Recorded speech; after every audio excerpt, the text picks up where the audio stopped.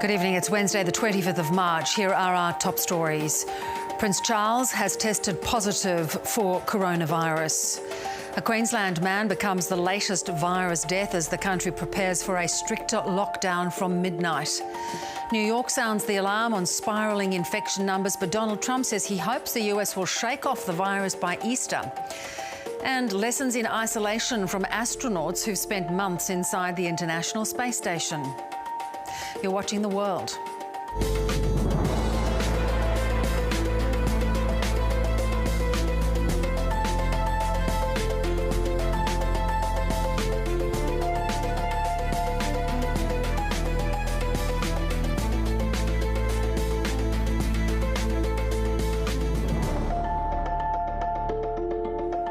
Hello, I'm Beverly O'Connor. A little later, grounded airlines look for a lifeline as global travel grinds to a halt.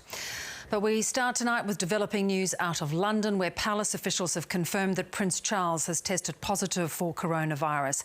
Clarence House released a statement saying Prince Charles has been displaying mild symptoms but otherwise remains in good health. The Duchess of Cornwall has also been tested. She does not have the virus. Both are now self-isolating at home in Scotland. They say it isn't possible to ascertain how the Prince caught the virus owing to the high number of engagements that he carried out in recent weeks. We're also hearing that, in fact, it was March the 9th that he last was with Queen Elizabeth. We'll have the latest from our correspondent in London very shortly. But a Queensland man has tonight died from coronavirus, Australia's 9th fatality. The 69-year-old from Toowoomba contracted COVID-19 on board a Royal Caribbean cruise ship that docked in Sydney last week. The man was in the intensive care unit in Toowoomba Hospital. He died this afternoon. His wife is now in self-isolation, along with all of his immediate family. Let's bring you up to date with some of the day's other major developments. The National Cabinet, of course, has met again tonight. We are expecting a statement shortly. They have agreed to stronger restrictions on businesses, as we know, social gatherings to try and slow the spread of the virus. They will all come into effect from midnight tonight. In the US, politicians have agreed to a record $2 trillion economic stimulus package. Donald Trump saying that he's hoping the US will shake off the crisis by Easter. The WHO is warning the US could become the new epicentre of the outbreak as cases there are accelerating dramatically. India's 1.3 billion people have entered lockdown. Narendra Modi warns that a failure to follow that 21-day total ban on leaving homes could set the country back 21 years. And Japan is now counting the cost of postponing the Olympic Games. Estimates it could cost the economy up to $6 billion. Now, that's the delay of up to 1 year. But of course, from midnight tonight, a new range of services are to close to limit social gatherings here in Australia. And almost all elective surgeries will be cancelled from tonight as both public and private hospitals prepare for an influx of COVID-19 cases. Australians are being told to expect even more challenges as governments consider further shutdowns to try and put the brakes on the spread. Here's Jay Norman. Healthy social distancing saves lives. In times of crisis, clear communication is key. If directed to self-isolate, you must stay home. But this crisis is moving so quickly, it's almost impossible to keep up. That is the law. Late-night press conferences roll into mid-morning updates. Morning, everyone. Changing the way almost everything operates. All elective surgery, other than Category 1 and urgent, I stress very urgent Category 2 cases, will be suspended. Fewer than 200 coronavirus patients have needed to go to hospital, 10% requiring intensive care. But beds are being cleared and protective equipment preserved in expectation those numbers will soar. The most urgent message that we're getting for people to stay home is to stay home if you're sick. Everyone else is being asked to limit their movements and stay home unless they need to go out. These decisions are not being made by premiers and chief ministers and myself lightly. We are very mindful of the impact. Draconian measures designed to save lives are devastating livelihoods. In just a few hours, 280,000 jobless Australians registered for government support. Those still in work, all now deemed essential. An essential worker is a worker with a job. some staff could be redeployed. A new coordination commission's being set up to fix problems and fill gaps. Whether it's retasking workforces, whether it's ensuring we get food to supermarkets. It'll be headed up by Neville Power, a former chief executive of the Fortescue Metals Group. We've got the best people in this country working to solve the problems and the challenges that are going to confront us. One of the biggest challenges confronting governments and medical experts is how hard and fast to move in this crisis. On that front, tensions have emerged within National Cabinet, with Victoria pushing for even tougher restrictions. Australia's already been partially shut down, a full lockdown looms. But governments are being urged by chief medical officers to hold off until it's clear what impact these initial measures are having. Victoria wants to go faster and further, same measures, it's just putting them in faster. For the second night in a row, the National Cabinet's meeting, this time to consider relief for renters. More announcements and more changes to come. Jane Norman, ABC News, Canberra.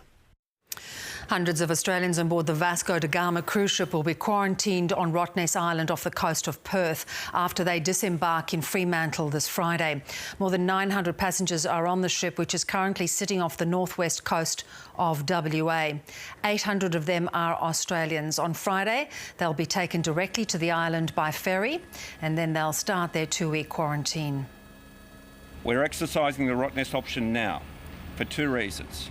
1, to protect the safety of the Australian passengers, and 2, to protect the West Australian community from any possible transmission from this cruise ship. International passengers, including 109 New Zealanders, will only be allowed to disembark to fly home. And a blame game has erupted over who was responsible for allowing passengers to disembark from the Ruby Princess cruise ship in Sydney, where there was illness spreading on board. 2,700 passengers left the ship last week. Yesterday, a 77-year-old woman died and more than 130 people have now tested positive for coronavirus. 13 tests were done on the ship, but passengers were allowed to leave before the results were known. The state government insists it followed national protocols, but Border Force has blamed New South Wales for the bungle. The decision to allow them off in relation to the health and biosecurity issue was one for New South Wales Health. The New South Wales government has now put in stricter rules so that nobody is allowed off a ship until testing is done and the results come back. Well, health officials are urgently trying to track down anyone who attended a busy restaurant at the tourist hotspot of Noosa last week. At least 17 people, including 4 staff, have tested positive after a birthday party at Sales on Hastings Street on the 14th of March. Here's Josh Bavis. This restaurant is one of the busiest along Noosa's renowned Hastings Street. Now it's the centre of one of the biggest coronavirus clusters in the state. I think this is a really clear example, everyone, about why we can no longer have parties. I mean, the time for parties has to stop now. The local outbreak has been traced back to a function held here at Sal's restaurant on March 14, just prior to when the major restrictions were enforced. More than a dozen people here contracted COVID-19, including 4 staff members who then worked at the restaurant last Wednesday and Thursday. Like all members of the public, we are asking everybody to be vigilant for their own symptoms and seek medical advice if they escalate. This is how coronavirus can spread. The restaurant owner says he's been working cooperatively with health authorities. The party, they're all known to each other obviously, stayed in hotels and accommodation houses and obviously went to other restaurants and venues and coffee shops in and around this precinct. This kind of public health alert can help us make sure that we get in contact with absolutely everybody. In the past day, another 46 cases have been identified, bringing the state's total to 443. With numbers continuing to rise, so too are donations to help fight back. Queensland philanthropist Clive Berghofer has donated $1 million to help boost local research into effective treatments and also to study immunity response to the virus. So that is so that we can test if people have developed immunity to the virus post-infection. We're looking at repurposing various drugs that are actually available and currently approved for use in humans. The cluster identified at Noosa is similar to others recently discovered on the Gold Coast. The Premier says she won't rule out locking down particular suburbs or council regions if the spread becomes harder to contain. Josh Bavis, ABC News, Brisbane. All right, let's return to our top story, that developing news out of London where palace officials have confirmed that Prince Charles has tested positive for coronavirus. I'm joined by our Europe correspondent, Linton Besso, who joins us out of London. This is quite dramatic news today, Linton. Bev, yeah, 71-year-old Prince Charles, heir to the throne, of course, has confirmed he's tested positive for COVID-19. He says he has only mild symptoms and is in otherwise pretty good health, and has been working from home the past couple of days. His wife, the Duchess of Cornwall, Camilla, has been tested also. She's tested negative, but both of them, as you'd expect, are self-isolating at one of their estates in Scotland. Now, it was about 9 days ago that Prince Charles attended a charity event in London with Prince Albert of Monaco, who went on to test positive for coronavirus. But of course, as Clarence House has said in its statement, it's just not possible at this juncture to ascertain how it was that Prince Charles contracted the disease. But of course, they're now following all medical advice. And of course, there were criticisms in a way over the last couple of weeks when the royals were continuing going about their duties, and then that suddenly stopped very quickly. Well, you know, in a sense, they're following the government's lead, aren't they? And it was only on Monday night now that the Prime Minister, Boris Johnson, announced a form of lockdown for England, you know, the closure of all non-essential businesses. So you'd have to imagine that they were following that lead. Prince Charles did a few days ago attend another event in London, another charity event for one. It's called the Prince's Trust. It's a careers charity that he helps to run. And that was attended by a number of people, including celebrities like Pierce Brosnan. But I think the big issue that people will be concerned about, of course, is the health of the Queen. And Buckingham Palace a short time ago, Bev, released a statement which said that the last time she met with her son was on the morning of March 12, which is quite some time ago, and she's following all medical advice. So presumably that means that she is also being tested, but the palace hasn't said anything further to that. And Linton, you talk about how Boris Johnson had gone from that sort of herd immunity theory to this complete lockdown. How are people coping with lockdown? Is there still confusion as to exactly who's being affected? Yeah, there is confusion. Construction workers, for some reason, appear to be exempt, although the Health Minister won't say as much directly. There were still heaps of people in packed carriages on the tube the morning after that announcement, because, of course, tube services have had to be reduced as staff have gone off sick or had to self-isolate, like every major capital city around the world at the minute. And I can tell you, I was at the supermarket the morning after Boris Johnson announced that lockdown, and it was pretty feral. Literally, men and women, grown adults, were breaking into a sprint in the supermarket. So, look, people are scared and they're confused, a bit like people have been in Australia, pretty confused about what exactly the government's message has been. It's been a bit clearer over the last couple of days. Linton Blesser out of London, thank you so much. And US politicians are set to pass the largest stimulus bill in history with a $2 trillion package to keep the struggling economy alive. Donald Trump says he wants the US to reopen for business by Easter. Now, that comes as the World Health Organization has warned that the US could become the new epicenter of the pandemic.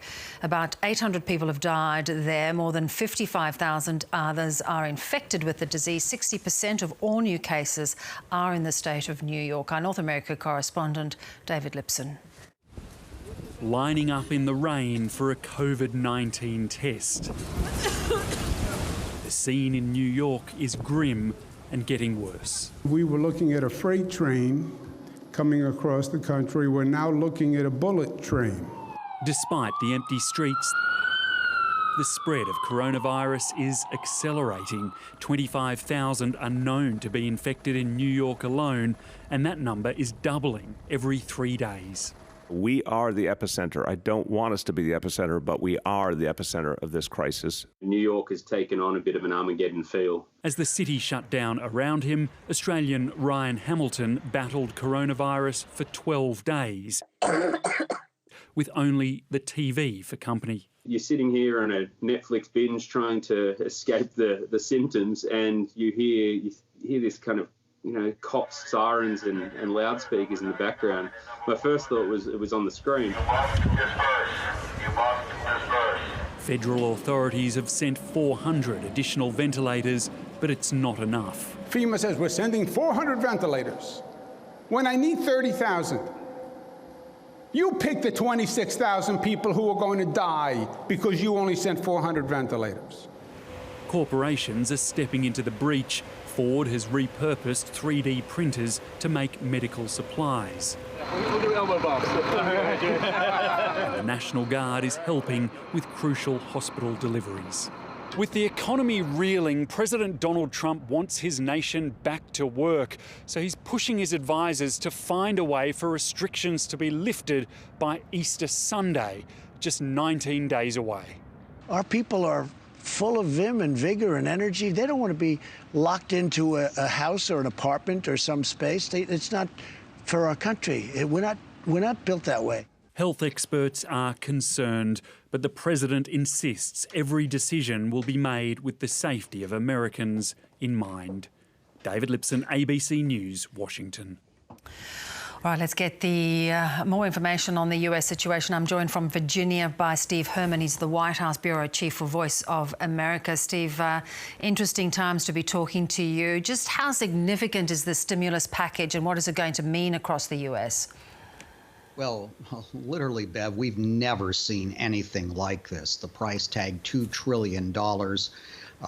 Huge relief for not only major corporations, but average citizens and small businesses as well. And the fact that the Democrats and Republicans who have been on loggerheads on most everything have been able to come together so quickly is really something remarkable and showing the serious resolve by politicians here to respond to this crisis. Donald Trump has said that he's going to be the sort of the arbiter of where the money goes. Have they been able to put some checks and balances in to make sure that the money goes to the people most in need? That is something that the Democrats were very insistent about. They were saying that we just could not have hundreds of millions of dollars going to individual corporations with no checks, and they were not going to accept the president's word, of course, that he would look after all this. How much, Steve, do you think this is going to expose the weakness in the US medical system? Well, if you listen to people like the governor of New York, Andrew Cuomo, he will tell you, regardless of whatever is coming at his state and others over the next few weeks, it is not going to be enough, and it's going to be overwhelming.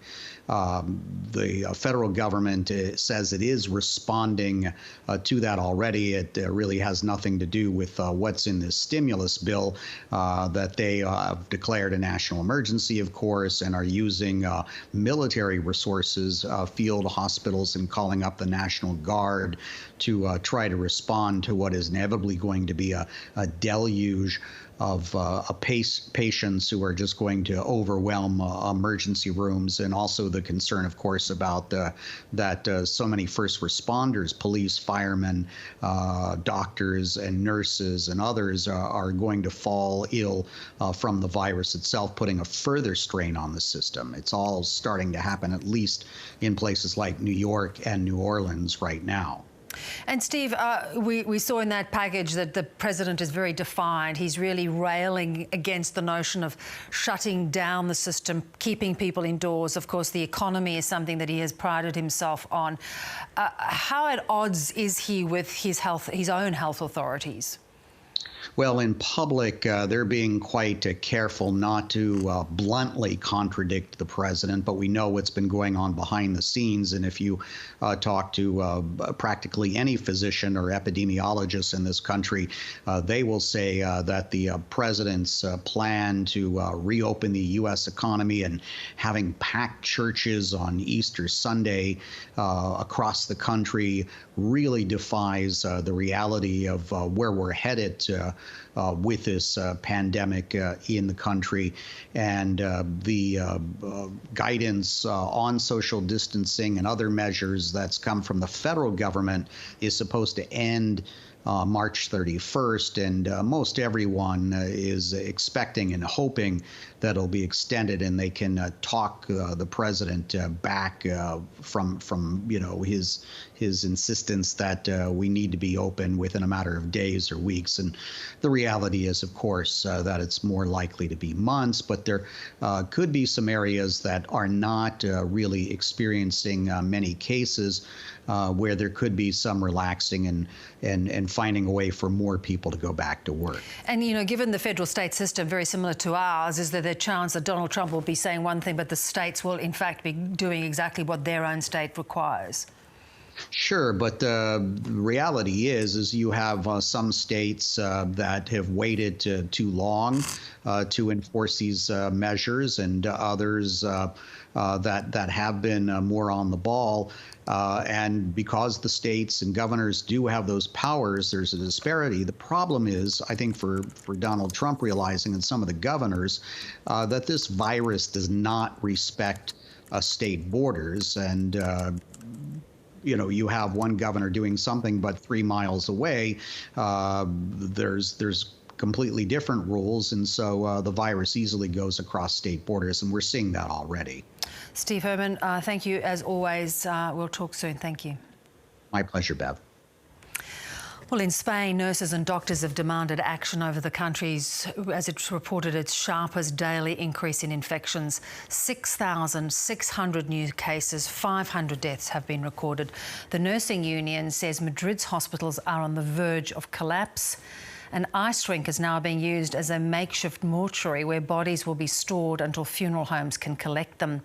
And an investigation has been launched after the military found elderly residents abandoned in care homes. Some were dead in their beds. Spain is the worst hit country in Europe after Italy. The death toll there has risen by more than 700 in one day, dashing hopes that the outbreak may have peaked after 2 days of easing numbers. And the number of deaths has also jumped in Britain, where, as we heard a little earlier from Linton Besser, a lockdown has begun. Another 87 people died, the biggest daily increase there. Boris Johnson has, of course, ordered people to stay at home, but public transport in London was busy during the morning rush hour and the streets were far from deserted. Now, millions of people in China will be able to travel again with the government ending the 2-month lockdown in Hubei province. The government there believes its tough measures have managed to stall the spread of the virus. And while tough to verify at this point, there has been a dramatic drop in new infections. In other cities, of course, infected travellers returning from abroad have caused a rebound in new infections. Here's China correspondent Bill Birtles. There are more than 50 million people in Hubei province, and long before Australians were talking about lockdowns, they were living it. For 2 straight months, they've been told to stay off the streets, stay in your compounds, just stay in your apartment, don't go out. Things like taxi services have all been cancelled. But finally, many people in that province will be allowed to leave. There are many caveats, though. According to the government, only those who are certified as no risk of having coronavirus will be allowed to travel. There are still millions in Hubei who are medium or high risk. They either had the virus or they were close to people who had it.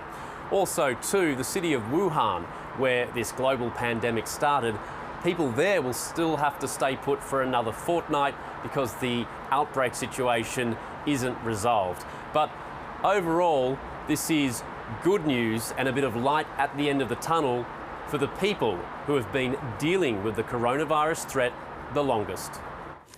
Australian athletes have welcomed the one-year postponement of the Olympic Games. Now comes the very difficult task of resetting training programs, the sporting landscape and recouping billions of dollars. Here's North Asia correspondent Jake Sturmer from Tokyo. The Olympics have only ever been cancelled during world wars, but a pandemic has now claimed the 2020 Games, though you wouldn't know it by the crowds gathering outside the National Stadium in Tokyo. It's the spread of the virus elsewhere in the world that has organisers truly worried. In order to safeguard the health of the athletes and everybody involved in the Olympic Games, that we have to postpone the Olympic and Paralympic Games Tokyo 2020. In a late-night teleconference with the International Olympic Committee, Japan's Prime Minister, Games organisers and the Tokyo governor bowed to the inevitable and postponed. The hope that by July next year, COVID-19 is under control. It will be a sign that humanity has overcome the new coronavirus. It's an extra 16 months for athletes, many of whom are in isolation and can't train. For us, I feel like it's a real opportunity to hit a reset button and make the 2021 Paralympic Games an extraordinary event. It just wasn't, in line with what's being recommended at the moment, and certainly not the best for the world as a whole. Olympics organisers and the Japanese government now have the major hurdle of rescheduling the Games. That's securing more than 40 venues and giving everyone enough time to prepare. The economic cost of this delay will be significant, but the public health cost of pushing ahead could have been so much worse. There are some tough times ahead for all of us. There are times we're going to have to show that Olympic quality of resilience, but at least we have a new goal and planning has started. The Olympic torch relay, due to start tomorrow in Fukushima, has now been scrapped and officials spent the day packing up. But the flame will remain in Japan, and organisers are focusing on the light at the end of the tunnel. Jake Sturmer, ABC News, Tokyo. Well, while some people are finding it difficult to adjust to spending more time at home, others are sharing their words of wisdom on how to cope. Astronauts are sharing tips and tricks on how to get through periods of isolation and quarantine. Here's Andrea Nierhoff. Ignition. Trapped in a tiny spaceship, unable to go outside or even contact anyone. It's not quarantine, but for astronauts, it's everyday life. And these champion self-isolators have a message for those on Earth. Stay calm. But there's never been a better time to self-isolate. The first Canadian to walk in space, Chris Hadfield is an interstellar celebrity, spreading words of wisdom for those struggling with adjusting to a new reality. So take care of yourself. Take care of your family. Take care of your friends. Take care of your spaceship. And I wish everybody happy landings. After spending almost a full year off-planet, a record amount of time, American Scott Kelly says keeping to a schedule is vital. Writing in the New York Times, he also recommends keeping busy with hobbies.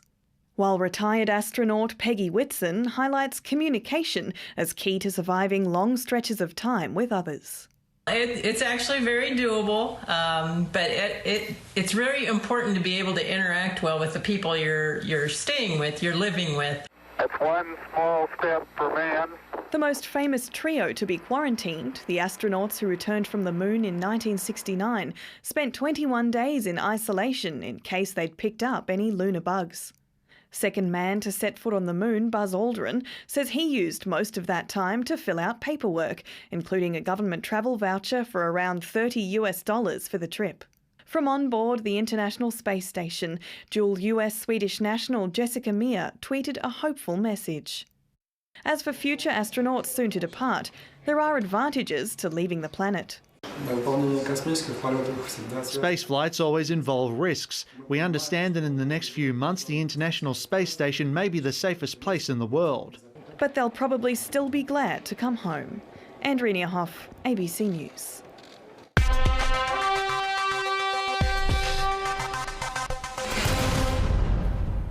Now to what in the world, and while India is in total lockdown, authorities in the state of Kerala are taking no chances incorporating South Indian cinema in their campaign to prevent the spread of coronavirus. Kerala police have produced this madcap man versus coronavirus video to encourage citizens to break the chain and practice proper hygiene.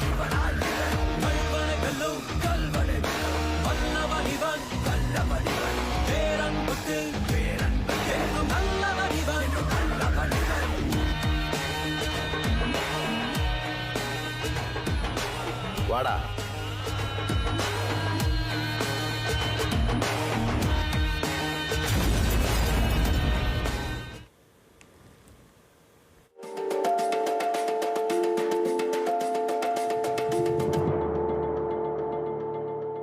You're watching The World. Our top stories tonight. The Prince of Wales has tested positive to the coronavirus. A spokesperson says the 71-year-old is showing mild symptoms but is in otherwise good health. The death toll from the coronavirus rises, with a man dying in Queensland, bringing the national number here to 9. And US politicians have debated a $2 trillion stimulus package as New York's number of virus cases spikes. It's standing now at 25,000.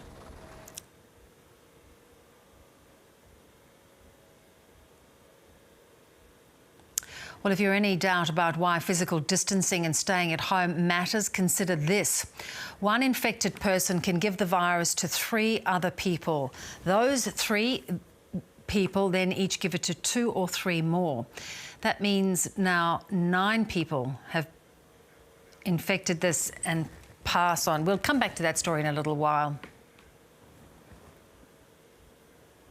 Well, the government says it'll expand the testing criteria for coronavirus and suspend some elective surgeries in an effort to fight the pandemic. In a statement following another meeting of leaders, the National Cabinet says people who have fever or respiratory issues and work in the health, aged and residential care sectors will now be tested. So that is a new development tonight. States and territories will also suspend all non-urgent elective surgery. Authorities will also implement nationally consistent directions on self-quarantine for individuals who test positive to COVID-19. All right, let's head back to India, where the Prime Minister Narendra Modi has ordered a 3-week shutdown to slow the spread of coronavirus. It's, of course, the world's biggest lockdown, prompting many of its 1.3 billion people to rush to shops and markets. With 600 cases confirmed so far, concerns about community transmission remain. Let's head to our South Asia correspondent, James Ocean, who is live out of New Delhi. James, this is a big message to get through to so many people. What appeal did the Prime Minister make? Well, it is being touted as the biggest lockdown in the world, and I guess that's correct when you're just looking at India's size of more than 1.3 billion people and the fact that it is 3 weeks. The Prime Minister really did plea to the people that this is crucial. This is crucial for India.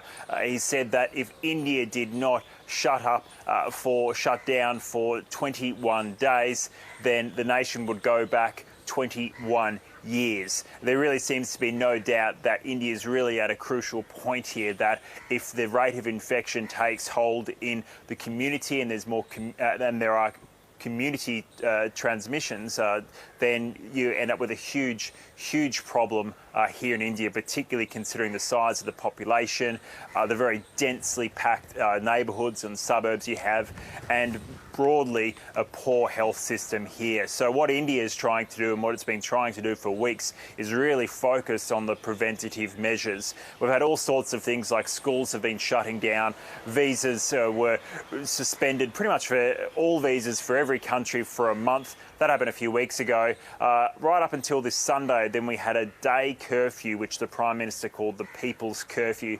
And that was seen as kind of a trial to rolling out a bigger curfew. Many states already had their own restrictions, but of course now it is official, it is nationwide, and it is mandatory. James, how has the public coped with that announcement and the thought of going into lockdown? It is not necessarily right throughout the country an easy thing to do. It's not, but when you look at what the lockdown means, it doesn't necessarily mean that you cannot leave your house, but there is still a lot of uncertainty by what can and can't you do. In terms of what's operating, that's perhaps easy to understand. Businesses that are considered essential, they can stay open. So things relating to food, your local grocery store or your small market provider, they're open. Pharmacies, they're also open. Pretty much all other businesses are closed, whether it's selling shoes or alcohol, clothing, it's all closed and they won't be operating. There is freight train services, of course, because you need to keep those essential services going, but passenger trains are shut down throughout the country. It doesn't matter if it's your local New Delhi train or it's a train from here to another state.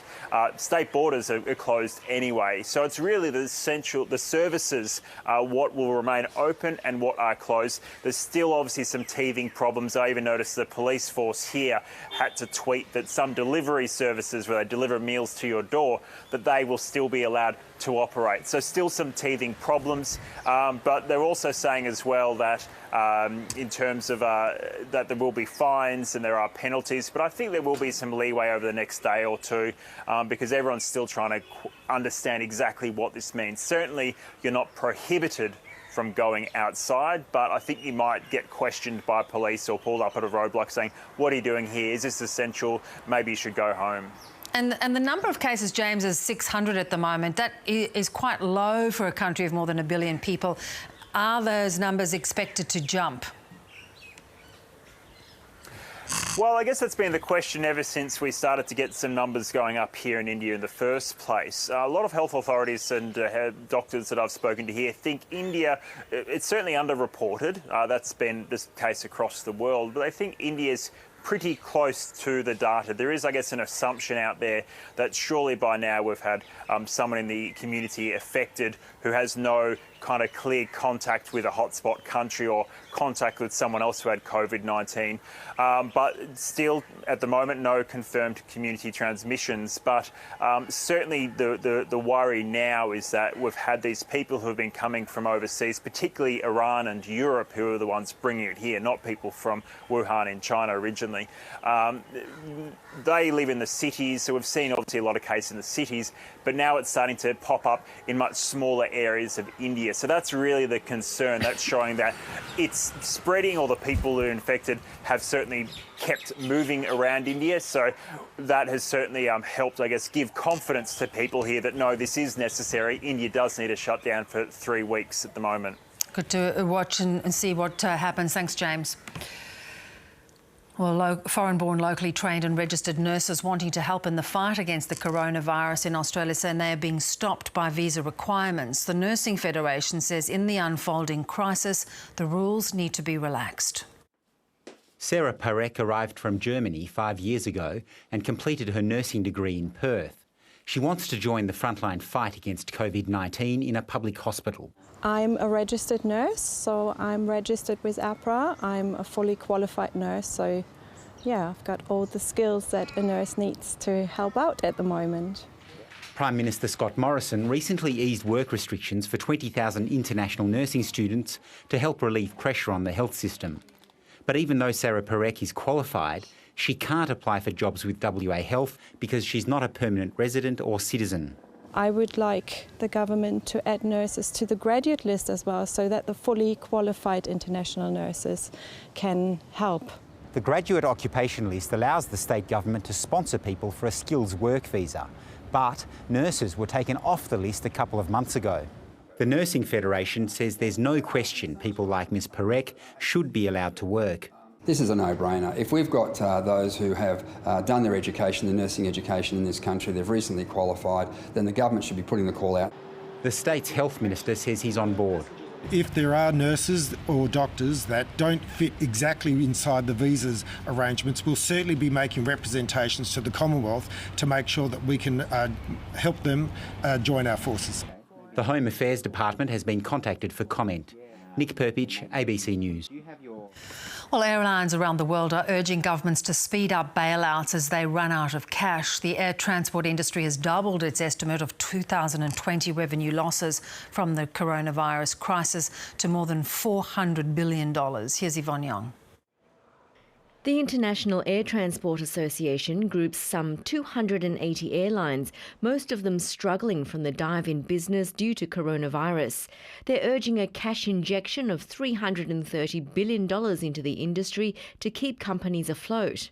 Now that the crisis has expanded by the end of February, we have something like 2 months or slightly less ahead of us in terms of cash. After that, we will run out of cash. It could be months before travellers start to fly again. Europe's biggest airline by passenger numbers, Ryanair, says it doesn't expect to operate flights in April nor May. Airports are even closing temporarily, including Belgium's second largest. There are about 3,000 people on site here at the airport. Tomorrow, most of the staff are on temporary leave, as well as the people working in the different departments of the terminal. In the US, grounded commercial aircraft are being parked at remote desert airports.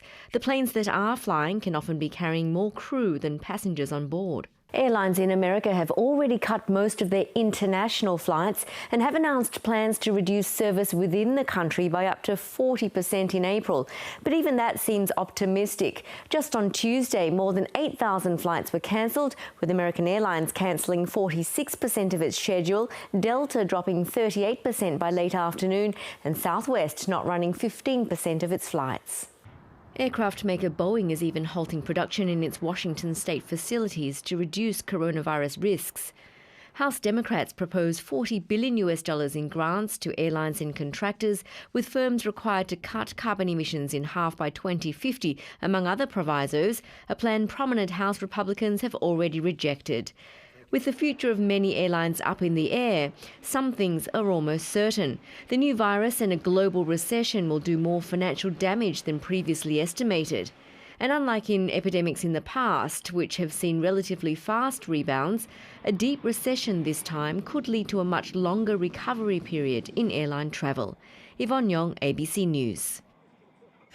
Well, as the global number of coronavirus infections approaches 500,000, health officials say the epidemic is still in its early stages. The World Health Organization says 85% of new infections and deaths have been coming from Europe and the United States. Well, let's discuss how countries have been responding to the crisis. I'm joined now by Nancy Baxter, the head of Melbourne University School of Population and Global Health. Nancy, appreciate your time tonight. Let's start with the US. Given the rate of infection in the US, what do you make of their response? Well, I think the U.S. lost a lot of time with testing. They just didn't have an adequate number of people tested. Even now, many people can't get tested that most physicians would think need a test. So we really don't know who's infected in the United States. And it makes getting the epidemic under control there very, very difficult. What we are seeing is when testing has become more available, it's become clear that many people in the U.S. are infected, and it's beginning to really tax the healthcare system, and it's nowhere near the peak. And then if it does, like the WHO is indicating, become the new epicenter of the virus for the world, and we're seeing this mixed response coming from Donald Trump in the States, what might that mean for the spread of it globally? Well, I mean, we're already noticing that many people around the world coming from the U.S. are spreading infection elsewhere. I recently moved to Australia from Canada, and it's a major source of COVID positive cases in Canada. People coming back from their winter break, a lot of kids went down for March break to Florida, and now Florida is becoming a major center. The snowbirds coming back, they're all starting to show that they're COVID positive and potentially spreading it to Canadians. So the U.S. is becoming a real source of positive cases, I think, because it's so poorly controlled there. What do you make of the fatality rates that differ so dramatically around the world? I think, the fatality rates are a combination of things. In some areas where you have elderly populations, so Italy, much older population. Also, there's multi-generation families, so grandparents are taking care of their children. You see a very high fatality. You also see high fatalities in countries where the healthcare system has been overwhelmed. So that's the case with Italy. That's starting to be the case in the UK, and that is going to be the case in the United States, unfortunately. So when the healthcare system gets overwhelmed, people that otherwise could be saved die because there's just not enough ventilators, there's not enough healthcare resources. In some places, there's not even enough oxygen for these people. The other thing is if you're testing a lot of people who have only mild symptoms, which they're not in the United States because they just don't have enough tests, if you're testing a lot of people with mild symptoms, your fatality rate's going to look lower because, people who just had a sniffle or seem to have a cold, you find out they're positive, they're not going to be the people that die. So as you're doing more testing, your fatality rate's always going to look lower. We're now getting, the WHO saying this is just the beginning of the spread, which is dramatically concerning. We haven't yet seen potentially the peak from Indonesia, from Africa, India. We know they've gone into isolation. The numbers there are small. What might that secondary wave look like? Well, I think when we see what happens in the United States, frankly, I think it's going to be shocking. When we are going to be seeing the reports from places like New York, now Louisiana, New Orleans, they're saying that their healthcare systems are going to be overrun by April 4th. I think it's going to be a shock to places like Australia and Canada in terms of what we potentially could expect if we don't take the epidemic seriously. Now is the time for us to actually get things under control so that we don't become countries like that. And do you think the government's doing enough, in your view, with the latest round of restrictions that have been put in place? I'm not going to second guess what the government is doing. I think they are trying their best. Different governments are doing things at different points. And, I think when the book is written, if we didn't get things under control, like in the United States, I think they're going to be able to pinpoint exactly what they did wrong there. I think it's going to be a lot harder to pinpoint what countries did right. It's hard to know what you prevented. No one measures what you prevented. So I think that, it is a minute-by-minute thing. I know there's a lot of argument about certain elements, like closing schools. I'm not sure why boot camps can run, but weddings can't with 10 people. So some of the things are hard to totally understand. But I think the governments are trying, and I think we definitely need to clamp down on gatherings in parks and really need to do our part to keep our healthcare system so that it actually can take care of patients that come in. And we know National Cabinet met again this evening. Among new measures are new testing, so broadening out that testing. How critical do you think that is to us really having a good sense of just how far this has spread? Well, I think when you look at the countries that have really gotten this under control, testing is a major part of actually getting the epidemic under control. Knowing who has it, knowing and making sure they're in quarantine. I think the other thing that countries who have really gotten under control have done is they've separated people who have COVID-19 from their families so that they don't give it to their families as well. Because that's something that we're really finding is happening. So in Italy and Spain, people will have it and then they'll spread it to their entire family, which becomes a major source of further spread of the virus. So that's something that countries who have successfully got it under control have done as well. So social distancing, really broad testing so that they know who has it, and really containing it and quarantining people that do have it. Appreciate your time, Nancy. Thanks. Thanks so much.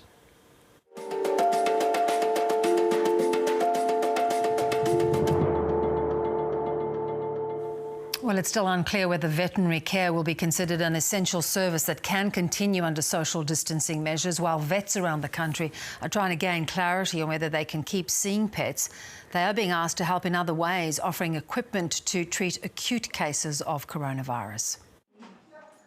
As concerns grow about stretched hospital resources, vets around the country are being called to help. The Australian Veterinary Board Council is compiling an inventory of ventilators currently being used on pets. The ventilators that we do have come from the human health sector. The information will be shared with hospitals, so intensive care units can source equipment urgently as needed. There are some countries overseas where vets have been requested to hand over certain PPE and equipment such as ventilators. Not all vets are convinced it's a good idea. I think in a state level, there are very few vet clinics in Tasmania that have ventilators, and so I think that'll pose a problem if we rely on veterinary clinics to supply ventilators. The Veterinary Board Council says Australian vets are better placed to help than those in other countries. Due to the incidences of tick paralysis and snake bites, we have more mechanical ventilators per head of population, and the equipment used in university-based vet hospitals is state-of-the-art. What we are doing is ensuring that we are taking every step possible to increase capacity. Orders have been placed. It's a moving feast, and government is working to make sure that as things progress, we will continue to have access to all of the high-quality medical treatment that's necessary. April McLennan, ABC News. There's been a massive push to get boarding school students back home to their families in the Torres Strait so the region can go into lockdown. Island communities in the far north fear they'll be wiped out if coronavirus takes hold, with many residents already sick and elderly. After weeks of waiting, these teenagers are finally going home. The Bardu Island residents have been stuck in their boarding house in Cairns, which is closing due to COVID-19 concerns. As it's gone on, the boys have got a little bit more frustrated and they're just keen to get home. Kind of miss my mum and dad. But the risk these students pose to their Torres Strait Islander elders isn't taken lightly. They've been learning social distancing and hand washing techniques. We don't want to harm our elderly people because they're the one with the knowledge. The teenagers will now isolate for a fortnight in 2 houses set up specifically for coronavirus quarantining. Pretty stressful, but hopefully I can cope with it. With limited supplies, the Bardu community is doing everything it can to stop coronavirus from reaching its shores. The health clinic has only 1 bed for patients. Any exposure to COVID-19 would likely have catastrophic consequences. If it does get here, it'll wipe everybody out. Most of the people on the island have chronic illnesses. They've got kidney disease, heart disease. There's been no confirmed cases of COVID-19 in the Torres Strait so far, and local authorities this week banned all non-essential travel in and out of the region. The island will go into lockdown once everyone has returned home. Marion Farr, ABC News. The move to online learning for students at the moment has a lot of parents' concerns about their teaching prowess, but for many families, resourcing that learning has just added another layer of pressure. There are concerns the new way of doing things, while we are socially distant, will widen the digital divide between wealthy Australians and those without easy digital access, leaving disadvantaged students behind. Peter and Ty Metzentine's 3 children have plenty to do outdoors. But both parents are recently unemployed and they're worried about the potential for prolonged school shutdowns due to coronavirus. So we have a laptop that has everything on it, which was a work one, and we have an iPad, which at the moment it's an old iPad, but you've got to pay updates to download certain programs, and we just don't have the capacity to, allow each kid to do what they need to at the moment. Across the country, some schools are on early holidays. Some parents are keeping kids home and other schools have moved to online learning. There are concerns that's widening the gap between wealthy families and those without access to devices and internet. There are many, many families out there in Australia for whom those things aren't a given. And so what we expect is that those families will be forced into uncharted territory almost. 2.5 million Australians are not online and an even greater number have low digital literacy. Schools and education departments are trying to find solutions, but not-for-profits are helping bridge the digital gap. Info Exchange connects those in need with services and internet. Demand has doubled in the past week. We're finding that disadvantage is even further exacerbated as schools are looking to move to online learning. As government is providing information online, a lot of services online. MacKillop Education Services provides education for young people who can't access mainstream schooling, are disengaged or live in out-of-home care. So this situation is obviously going to compound those challenges for those families. Staff at MacKillop are developing resources and lessons in case students can't return to school after the Victorian school holidays. So all of those are in hard copy and not reliant on students having to access devices or technology. a difficult path to navigate. Ellen Coulter, ABC News. Australian researchers believe they've worked out what prompts some food allergies in babies. They've linked the development of allergies to the absence of a particular gut bacteria in pregnant women. Here's Jean Edwards. Twins Evie and Noah have suffered from allergies since they were babies. When Noah was just 8 months old, he had an anaphylactic reaction to egg. He was eating that and a short time later had swelling, respiratory distress, vomiting, all kinds of things. So, that was pretty scary. Melinda Hopper is one of 1,000 Victorian women who've taken part in an allergy study that's found the presence of a certain bacteria in mothers' guts can be linked to a reduced risk of babies developing food allergies. What we found was a very strong signal that women who carried a bacteria called Prevotella copri, that their babies were at a substantially reduced risk of developing food allergy. 1 in 10 babies develops a food allergy in Australia, the highest reported rate in the world. The researchers eventually hope to see pregnant or prenatal women taking a probiotic that would boost their baby's immune system. We hope that it gives us a clue toward developing a supplement that we could offer women during pregnancy that would reduce the baby's risk of allergic disease. If it was found to be helpful in reducing that incidence of allergy in my own child, I definitely would, for sure. The Hopper twins still have allergies, but at least pets aren't the problem. Jean Edwards, ABC News, Melbourne.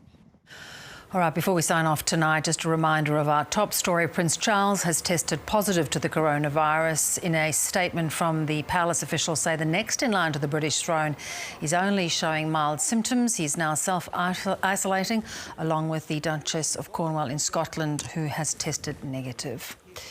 And that is your world for this evening. If you'd like to see more world news and interviews, take a look at the ABC's YouTube channel. I'm Bev O'Connor. I'll see you tomorrow night. Bye-bye.